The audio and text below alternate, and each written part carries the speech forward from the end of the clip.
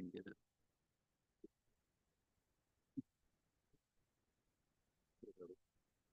Okay, we'll call the, here. I don't know where mine is. We'll call the Public Information, Truth and Taxation meeting for Tuesday, December 17th, 2024 to order. And we will turn it over to the city administrator. Thank you, Mayor Ryan. Good evening, members of the council. Welcome everyone to our public hearing tonight. We are here to discuss the upcoming City of Nisswa 2025 budget and the 2024 Pay 2025 property tax levy.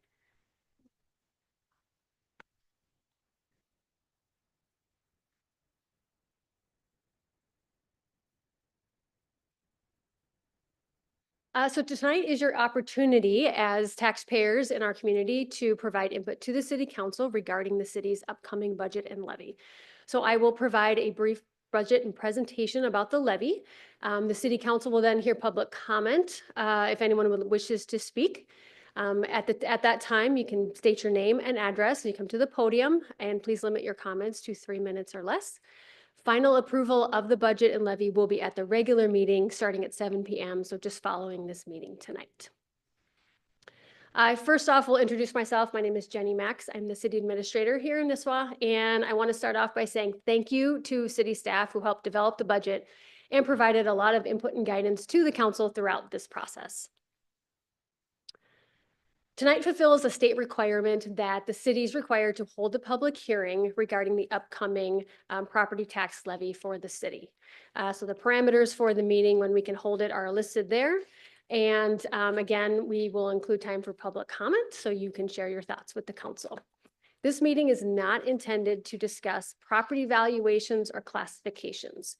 So Crow Wing County, the assessor's office, handles assessments and the assessed valuations and classifications for properties. So in the springtime, when you receive your notice of the upcoming assessment value, that is the time when you would meet with the county. You can come to the city. Our meetings are held in April to discuss that upcoming valuation.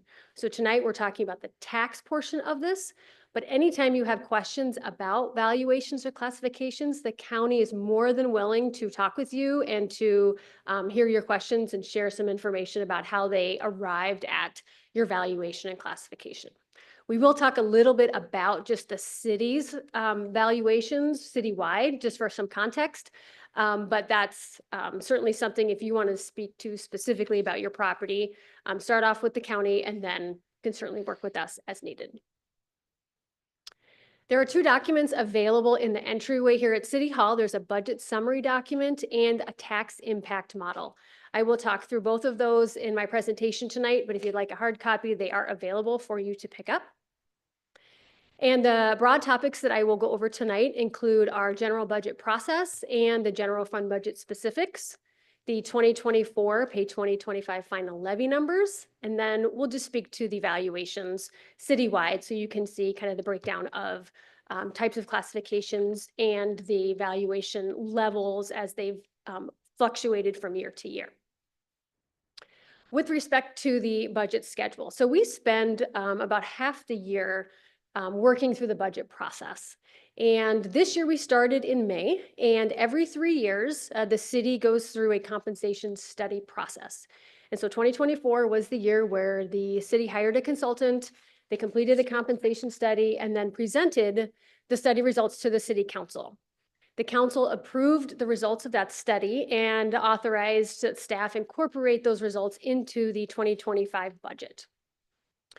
From there, the months of June, July, and August, we have various council workshops, and staff internally are preparing their departmental budgets over the course of those months to work to present to the council and provide the upcoming needs, wants, challenges and things that we're facing for the upcoming year.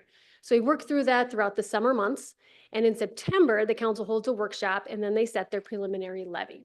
So in September, when that preliminary levy is set, that is the maximum levy that can be set for the city for the upcoming year. The council can lower it from there, but it cannot be raised.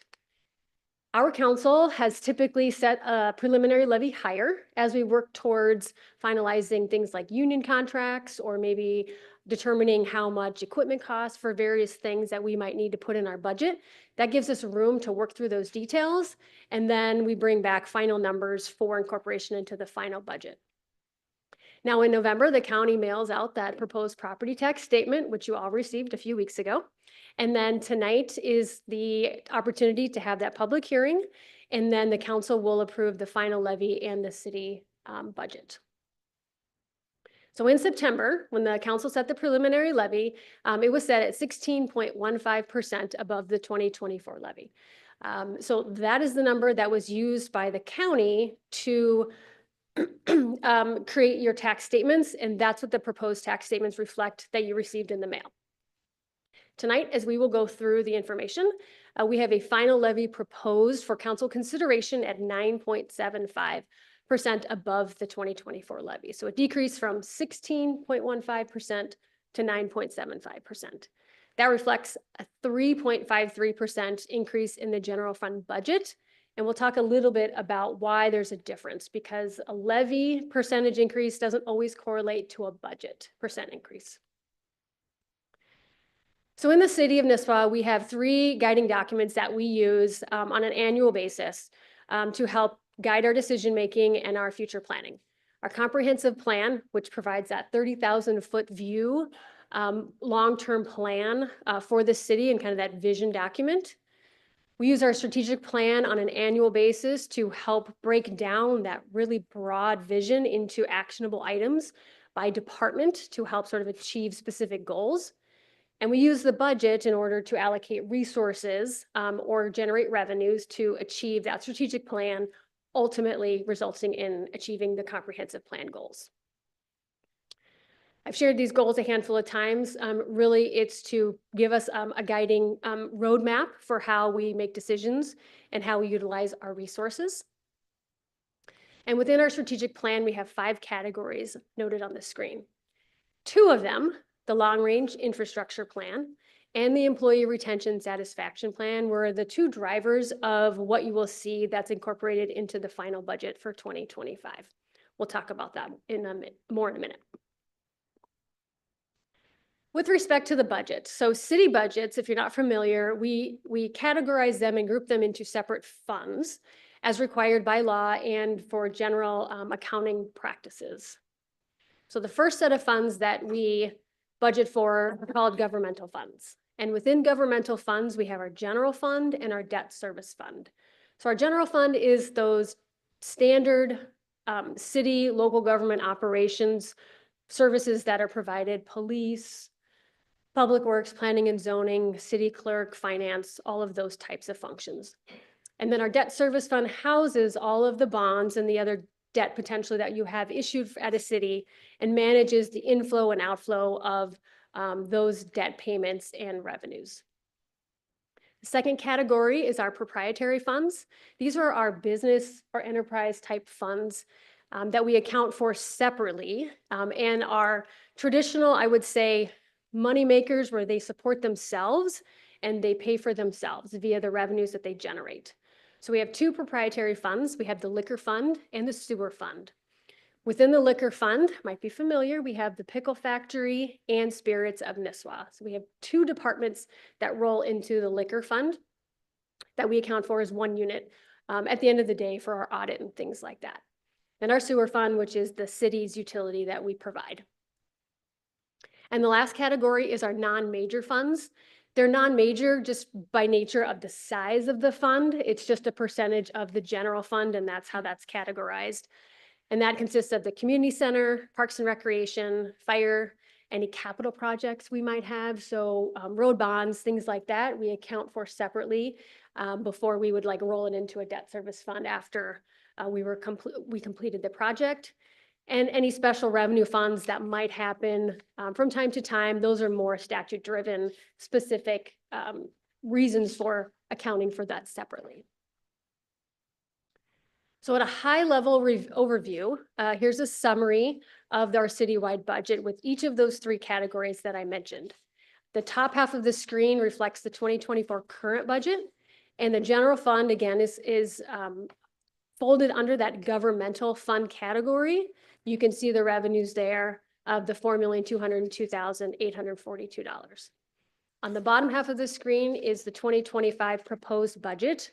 Again, that top line for governmental funds includes the general fund, which you can see for revenues is projected $4,582,590. You will note that for this governmental funds proposed budget, there is an excess of revenues over expenditures of $175,000. Since my time in Nisswa, and for many years that I can think of, even before that, the city council's goals, or one of them, has been to have a balanced general fund budget. And we do. The difference with this, I'd like to drill down on that specific line item, is that split between the general fund and the debt service fund. And that's where that $175,000 comes into play, which is a part of that debt service fund component. Because we issued a new bond this year, we have to levy for payments ahead of when we actually make the payments. So we have to have cash on hand in order to make the payment at a future point in time. So that's why there's more revenues in the debt service fund than expenditures for the upcoming year. It's a timing thing. But you can see with the general fund that we have a balanced budget of the $3,775,671. And then you can see that activity in the debt service fund as well. A high-level overview of general fund revenues by category. 82% of our general fund revenues comes from property taxes. It's very consistent year over year. We do have a few other smaller categories that we account for other revenues. We do receive a small amount of state aid that fluctuates from year to year. We have some charges for services and permits and fees and things. So those grouped together account for about 6%, we call intergovernmental. And then we do have a transfer from our liquor fund of 6% of our total revenues. So for 2025, we will be transferring $290,000 from spirits and the pickle into the general fund to help offset the levy. Here's a snapshot of general fund expenditures by department. You can see police and public works are the city's two largest departments.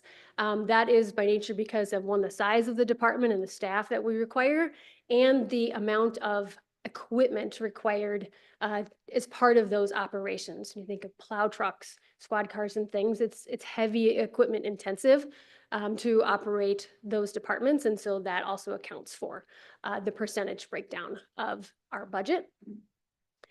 There's interfund transfer out at 11%. So not only do we receive money in from the liquor fund, but we also budget for money to go out to help offset our community center and our parks and recs departments. So that is that interfund transfer out. And then debt service and administration account for 10% each with respect to the budget.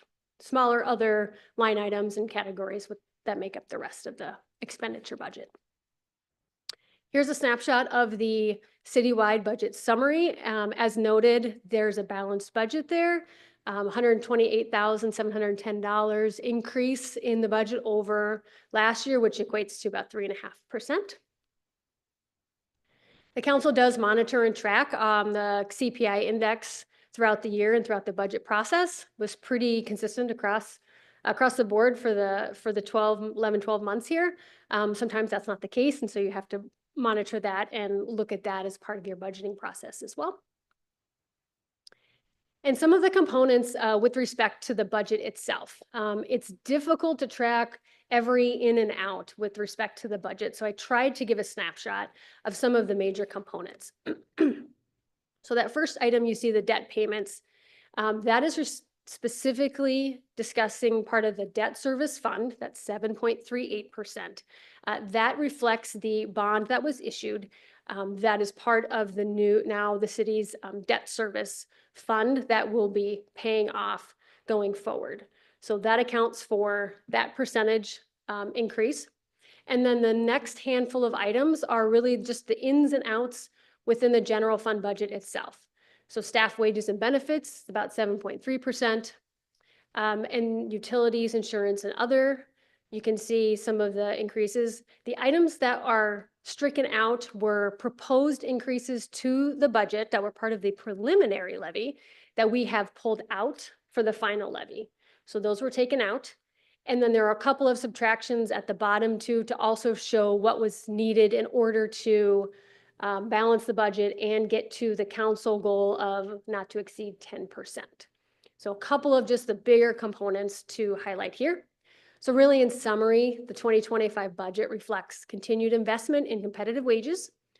That includes an additional half year for a public works employee that we brought on board last July for half a year.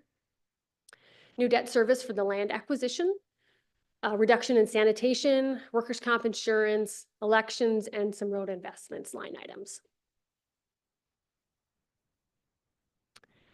So with that, a little recap again. So in September, the council approved that preliminary levy at the $3,950,369, which is at 16.15%. Tax statements were mailed out in November, and tonight we are presenting a final budget reflecting $3,732,420, which is a 9.75% increase over the 2020 levy. This is a lot of information on the screen. Certainly, if you'd like some detail on kind of the levy history, I can share that. What that's showing is just below where those blue boxes kind of came on is you can see the breakdown between general fund levy and that debt service levy component, which is how we roll both of those things together.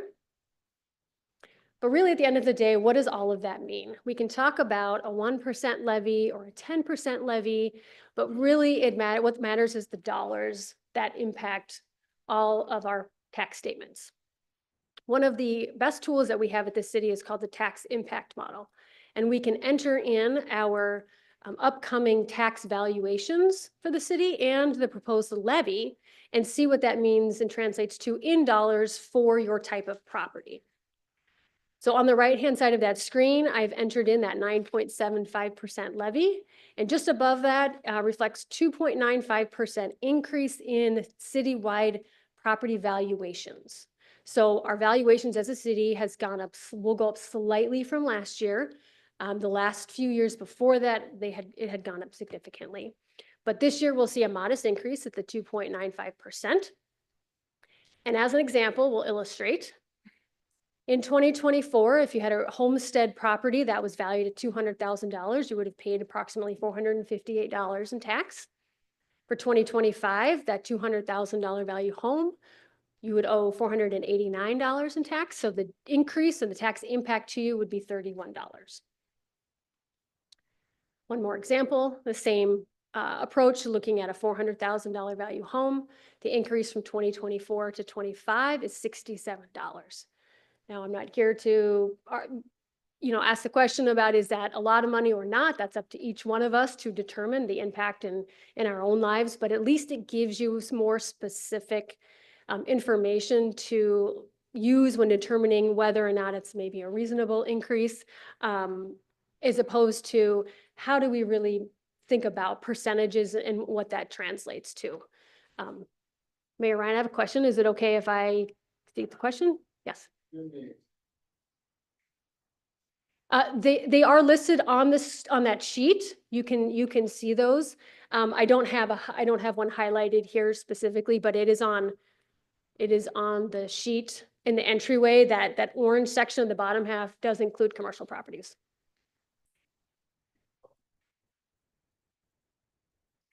I don't know. That's a county question. I know that they increased a little bit based on what I'll have in the next couple slides, but I don't know citywide the impact.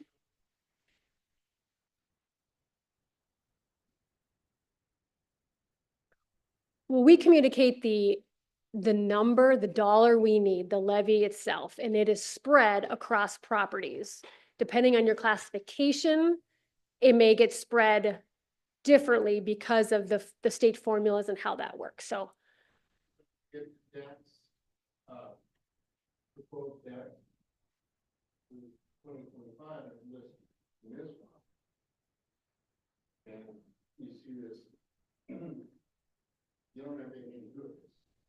You know the income, Not the valuation part, if that's your question.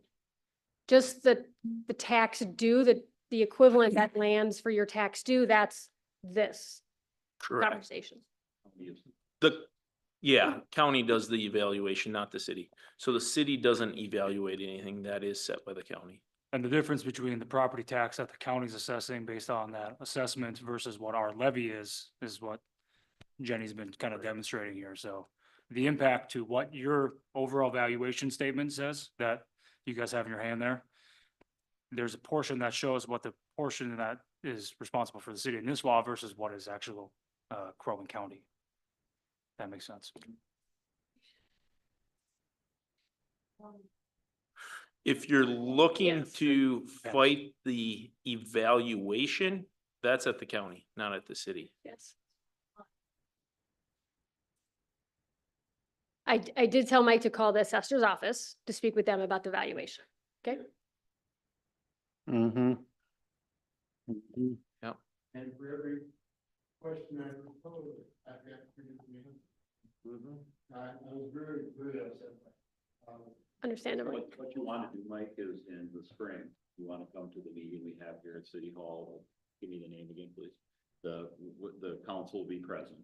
Okay, and that's where the county is putting out their evaluations. They're pending. That's the appeal. Correct. The appeal meeting Board of with the Appeal, county. yes, and equalization, yes. You can appeal your evaluation, and then what will happen is we'll end up with the county eventually. You end up with the county with your final appeal, but that starts your process. And then you can go to their appeal, then you're on their radar right away, and then they can walk you through the whole process on their appealing and everything. That's where you want to start with that process. What we're explaining here tonight is our budget, our levy, and then where we're going with that. But we have, like Joe said, the county sets the evaluation on all property.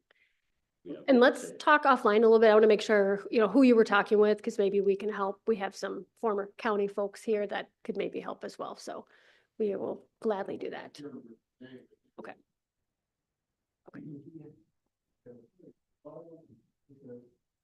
The deal was, evaluation was,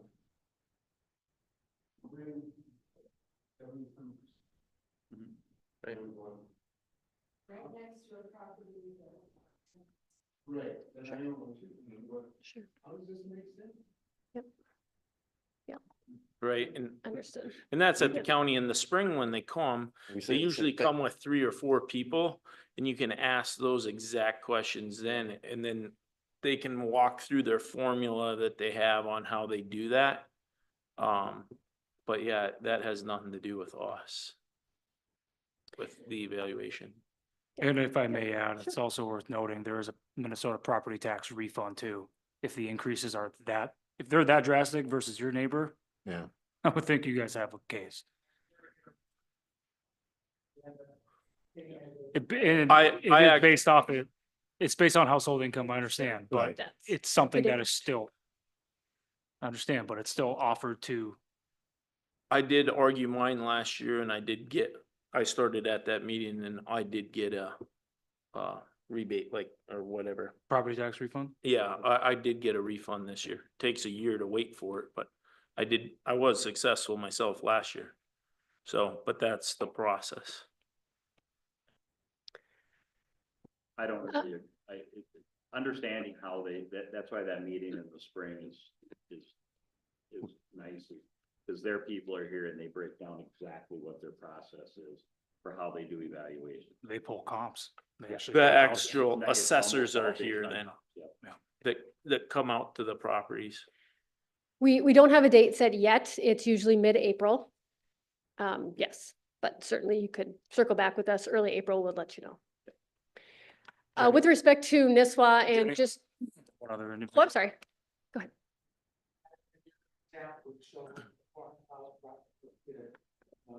Change in property. Yes. The only problem with that is, over the last 5 or 6 years, is that that property 5 years ago was maybe 200,000. Sure.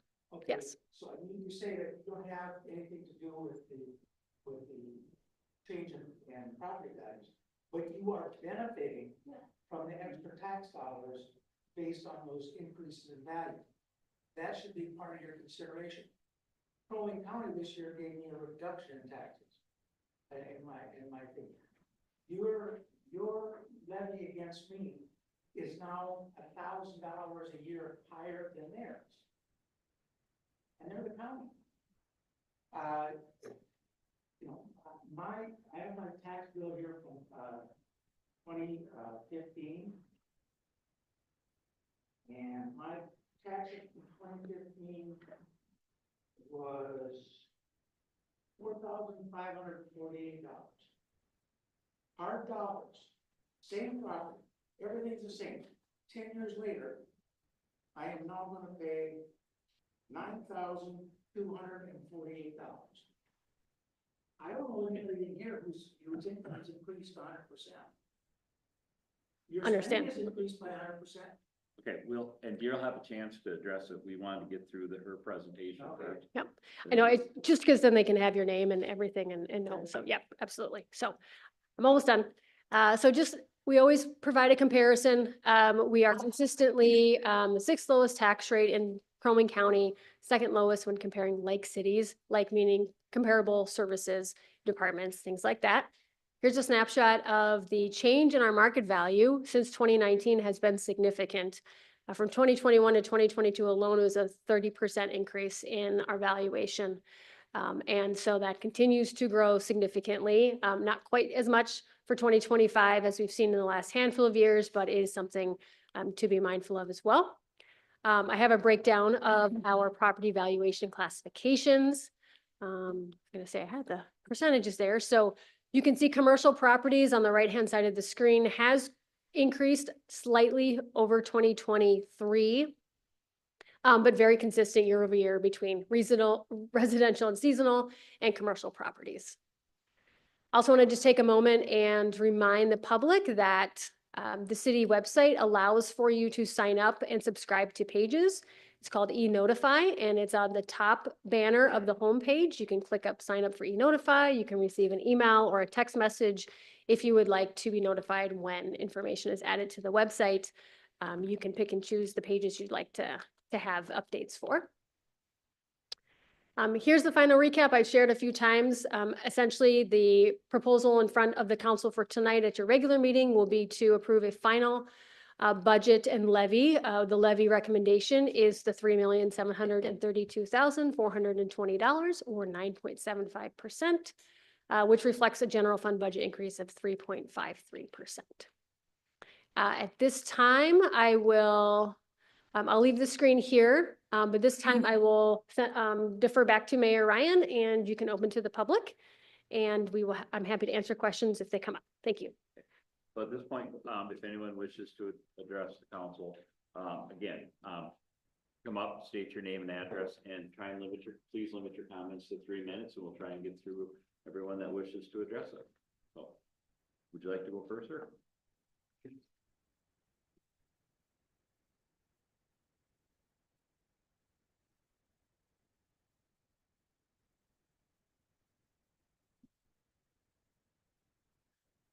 Okay, as I said,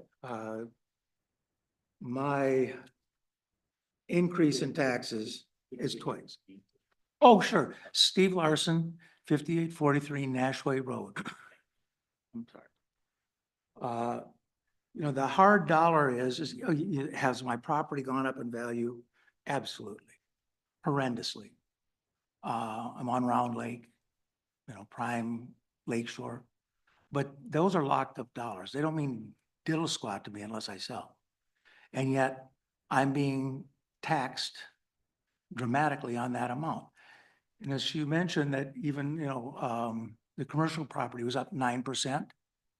Well, that means on that property, you already received a 9% increase. So if you're looking at, you know, saying, well, your levy increase is only 9%. No, it's actually 18% because you're taxing on property that's 9% higher than it was just a few years ago. So in all reality, in my mind, we should be seeing a reduction. We should not be seeing an increase in a levy. We should be saying, hey, you know what? We're giving you back 6%. We're giving you back 10% this year. We're cutting our spending so that we end up reflecting the increase in revenue that we're getting in just because of the increase in property value. I, you know, I go back to my, when I take a look at the increases, 2015, my taxes on my property was $4,548. When I go to 2020, my increase was up to $6,970. And now this year I'm going to be paying $9,248, out of which Crow Wing County went from $2,716 to a proposed 25 budget of $2,648, an actual drop of $100. Whereas Nisswa went from $2,964 to $3,217. An increase of almost a little over $300. I love Nisswa, I love the city, I love the area. But I'm a senior. I'm on a fixed income. I can't afford this. And you've driven a lot of people off of my lake that, you know, they just said, hey, you know what? I'm gonna take the million, sell my property and go someplace where it's not quite so high. Thank you.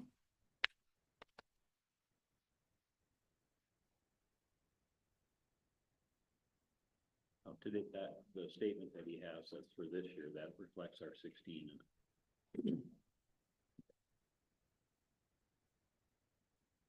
Is there anyone else that wishes to address? Oh, I'm sorry.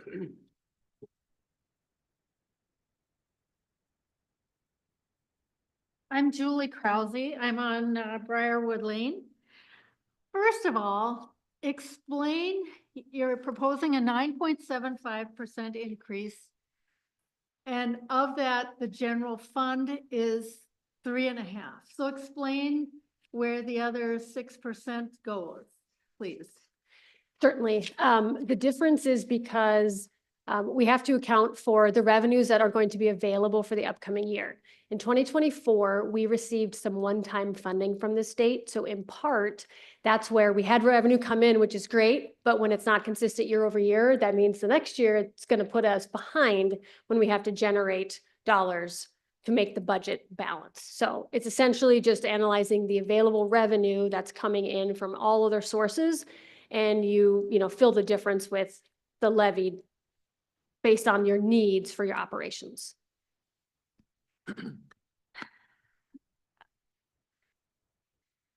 I do state that the strategic plan that the council priorities need to be reevaluated. And I question and take issue of a balanced approach as you put in this document. This will be the third consecutive year of actual and proposed major increases that we've received on the levy. And I too want to state, I want some recognition that the taxes that you receive for the city of Nisswa to operate reflects the increased value of property. I don't know if you broke that out tonight or not, but I would like to start seeing you get X from year to year based on increased property values. And what do you need in between? I never see that as a taxpayer. You know, I've been listening to the news, we all do. Minneapolis and St. Paul councils have taken the leadership to reduce their 2025 budgets, even though they have very complex needs compared to this area. They've reduced their budgets in the 5 to 6%. That's not what I'm hearing reflected this evening. I do challenge Administrator Max and the council because you know where you can decrease costs. I think we should be looking at a single-digit increase of 6% or less for 2025. Thank you. Thank you.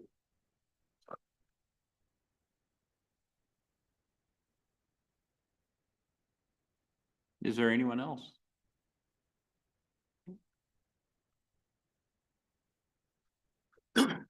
All right, if I use the podium here? Okay. I'm Ron Dewey, and I live at 26735 Middle Cullen Road. I hear this from seniors an awful lot. Back in 2021, if a retired senior was receiving $1,000 for their retirement benefits from Social Security, in 2025, they will be receiving approximately $1,216. That's an increase of $216. If we compare the city of Nisswa's tax increases being compounded the same way I did from Social Security benefits, those people will be paying in 2025 approximately $460 increase over their $1,000 payment back in 2021. So in 2021, they would be paying $1,000 to Nisswa. 2025, they're going to be paying $1,460. Back in 2021, those Social Security recipients received $1,000. In 2025, they're going to be receiving $1,216. So just the city of Nisswa alone is going up almost $300 faster than their Social Security benefits. Hopefully, I'm hoping with a new mayor, we can get these increases under control. These seniors are being financially crushed. I hear it over and over. They only have so many dollars, guys, in their checkbooks, in their receipts of income. They can't be forced to keep selling their properties because taxes are going up so fast, they can't afford to live there. We can do better. We have to do better. Thank you.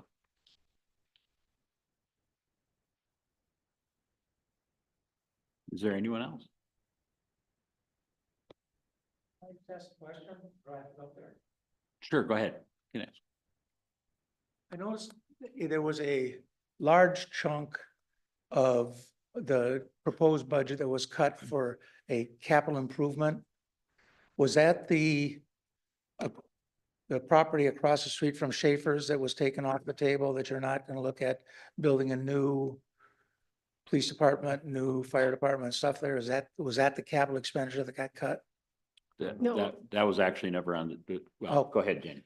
No, it wasn't. That was the increase. So our capital improvement plan just accounts for our equipment and our building facilities, things like that. And so that was the increase that we were looking, because not all of our capital improvement funds are fully funded. And so we keep trying to put money away so that we have cash to pay for new trucks and things like that when we need it. Thank you. That was what was cut. Basically, putting in the savings. Anyone else? Okay, we'll close public comment and council discussion. Okay, Joe? You want to start? Anyone? Yeah, I guess at the end of the day, it's probably not a discussion for here, but as we move forward this next year, I would hope, one of my goals for the council, listening to issues like this and other issues that have arose this year in the town, to come up with a platform or something to more openly discuss with the people what are the needs of the town, the community, what we're seeing, so you all have a better idea of the decision making that we're doing behind the scenes. As we all know, since 2020, prices of everything have gone crazy, and it does need to balance out. With that, with our town specifically, some things that needs of our citizens might not realize, though, is how it's had a long-term impact on our town. I'll just pick one because I know about it, is the fire department, for instance. Back in 2019, pre-COVID, off the cuff, I'm going to say we were running between 200 to 300 calls. Since COVID, we jumped up in our call volume and running.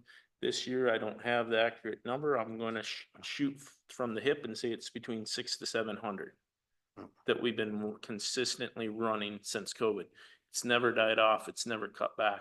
We've gone up 3 to 4 times the emergency response volume that the average public don't know about. And so when it comes to, you know, general fund budgeting, now our expenses hasn't increased 3 to 4 times that, even though we're doing 3 to 4 times, and I'm just picking the fire department as one example. But information like that to the public, so you know what the city's occurred in some of this stuff since kind of, I'll say, that COVID timeframe, would be a goal of mine, and I think the council to share more openly on kind of what we're looking at, what we're seeing the future of the town. And that's just one example. We could kind of pick every department and talk about things like that. From Public Works, it's gone on, you know, the price of asphalt for a roadway, you know, has gone up 3 to 4 times. So a mile, and you take that 3 to 4 time multiplier for 1 mile of highway, and now we're talking 7-figure numbers that it's increased by. That at the end of the day, too, we don't have any more control over it than the public. But I agree, we gotta say, hey, you know, we've gone up with this, and we've gotta snuff it out or figure out more creative things to do. But that's just a couple examples of what we're up against that this presentation doesn't show people, I guess, accurately, if that makes sense, or clearly. Well, we could be here for a month and a half. Yeah, we if could be went through for a month and everything. a half going through things like that, but those are just a couple quick examples, I guess, would be my intake. But I hate paying taxes as much as any of you out there. So, My property's gone up similar amounts as yours has. When I bought my home, property tax, I think, was right around $4,800. Now it's almost at 14,000, just Mhm. because I got some water in front of my house. But it's because somebody with a 612 area code is willing to pay triple than what I paid for it 5, 6, 7 years ago, or my family that's been here since 1980 or 1970s. It's hard, and it sucks. And doing our best to try to manage the macroeconomic circumstances that are pressed upon us in a small municipal like this, we are distinctly in a unique position that we don't have control of. As Councilmember Hall was saying, we have this unique attraction to this area that's driving an influx of people up here. COVID reaction and people wanting to be able to work from home, perhaps, trying to mitigate what additional costs without jeopardizing the services that are being offered to not just you all, but to us as well. We're taxpayers. We're paying that same increase. And it's tough. Who tax rebates have you got? None. It's offered though, and everything can count. Anything else? Nothing else. Bruce? nothing. Mark? Okay. Then, There's a question. oh, yes, ma'am. Just a comment, as I stated earlier, I understand increased costs. I managed budgets both in the private and the public sector for over 25 years. I get it. But you also have to reflect what kind of increases in income you receive based on this property value. This was a very good document that you put out, and I believe I accessed it in October, took it to our neighbors. It was a very good, but take it a step further and talk about, here's the revenue we get and here's the expenses to illustrate the gap. A slideshow just doesn't cut it, a one-time thing. We need more information. I think another question when you talk about increased fire department and police calls, is it because more people are living up here that you've seen the increase? What is the complexity? I don't want to know gritty individual details, but what trends are you seeing? Correct. The lake home places, you know, what we're seeing, you know, once again with the fire department, the lake home places that were just, a summer residence, at COVID, they turned into a full-time year-round residence. People work from home. Everyone's like, why do I want the metro stuff? I can be up here on the lake all the time. And they haven't left. It didn't leave. So the sign, you know, the population number on our sign south of town coming in isn't accurate Add a zero at to it. all to the real representation now of the number of people full-time year-round in the area. And that's what we've seen. They came in during COVID and they just haven't left and they're here to stay. And that has, yeah, a significant impact. The numbers reflect it when you look at all the emergency services stuff. I mean- It was a couple hundred that it went up. And I mean, with my wife and our business, we see the same thing where seasonals, ever since COVID, are up here almost year round. Yeah, and it affects the road conditions. It affects a lot of things. This state's population of 5.7 million and some change. This is Nisswa up to Cross Lake is the tourist destination of the state. Not even just for Minnesotans. I think every of us here know of Californian or a Texan or somebody from another state moving here and establishing this as perhaps their homestead or their primary residence or a second home, a third home. It's the influx of folks that are coming up here that we're not seeing leaving or traveling this main corridor of Highway 371, which is the main artery through central Minnesota going to, you know, Walker, but it goes beyond to Walker too. It's not slowed down. That's why the big box stores in Baxter and Brainerd that are popping up that I've never seen here before. It was always a treat to have a Walmart supercenter back in the day. Now with the demographics that they're seeing from the real estate agents that I've spoken to, they only move to areas where they're seeing double-digit growth percentages, not just year over year, but decade over decade. And that's the forecasting metrics that they're using to justify that spend to actually have that presence here because they're seeing that growth. Oh, absolutely. But look at how it's increased in, say, the past 5-6 years too. Question. EMS emergency standpoint, fire, police, you have mutual aid agreements. I mean, it's not exclusive to the Nisswa police officers, to I'm guessing the fire department is primarily volunteer. It's all It's volunteer. all volunteer. Fully volunteer. But you have mutual aid with other departments, Other cities. Yep. And and that's critical. You know, I'm glad, I just wanted to. There's mutual aid with all the police departments, sheriff's office as well. They're all together, yeah. They all get the same call that comes into this one. Correct. You have to, with the police department, there's one officer operating at a time with the exception of day shifts. Day shifts usually have two, in a community our size, typically. But you have one officer operating at a time. And, there's a lot of interaction with the local departments, Pequot, Cross Lake, Breezy Point, Nisswa, Pine River, Lakeshore, okay? But typically, for example, a domestic, you want at least two officers there, okay? As a rural police officer for 30 years, I can tell you, actually in Nisswa, serving in Nisswa,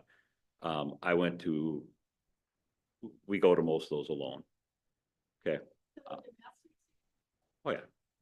It's not as bad anymore, but your backup's 10 minutes away, 15 minutes away. You can't wait, you know, so some of these calls that come in, the accidents that come in, you got to shut the highway down and the highway department will help out. But, you know, I mean, working with the fire department and whatnot, I mean, it's a labor intensive thing. And, you need numbers sometimes. And in the summertime up here, BIR alone, national drag race, 70,000 people, easy. That's dang near, I it's think just that's busy. even bigger than the population of Crow Wing County. It is. So, The one thing that, the one thing that I wanted to ask real quick to Jenny, can you explain real quick?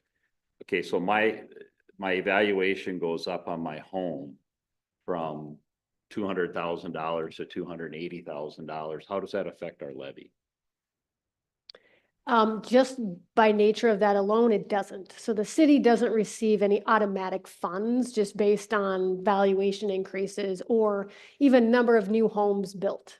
So we have to determine the dollars we need to manage and sustain our operations at a city level. And then that is just spread on whatever that valuation number ends up being citywide. That's what the county would use that again. So yes, we don't just automatically receive something because the valuation went up. Okay. Another thing is that the, two things that I've said for 8 years, people need to let us know what they don't want. That's how we bring the budget down.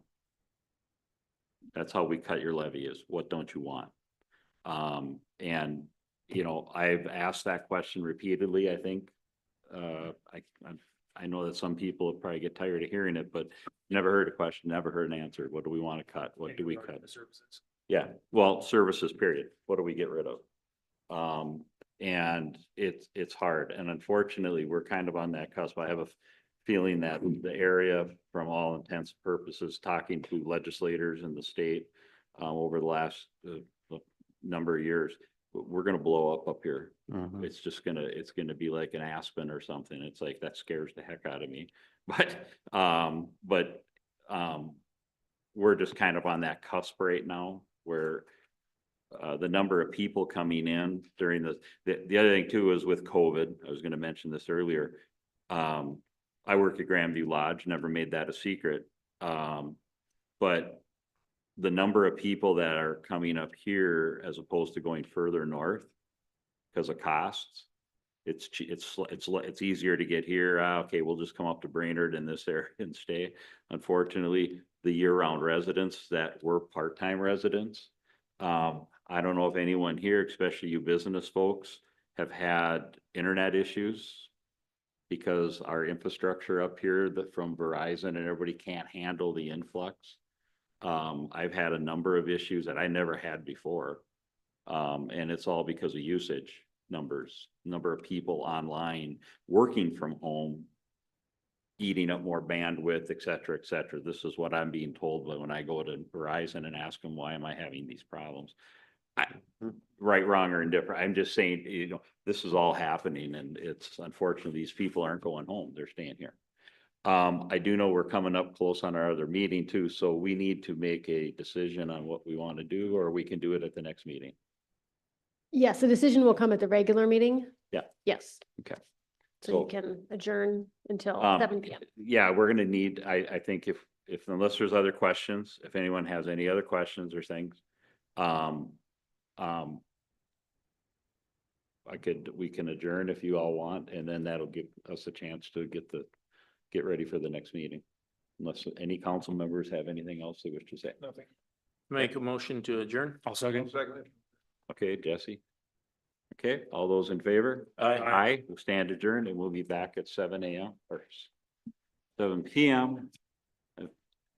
I've been up since 5. Me too.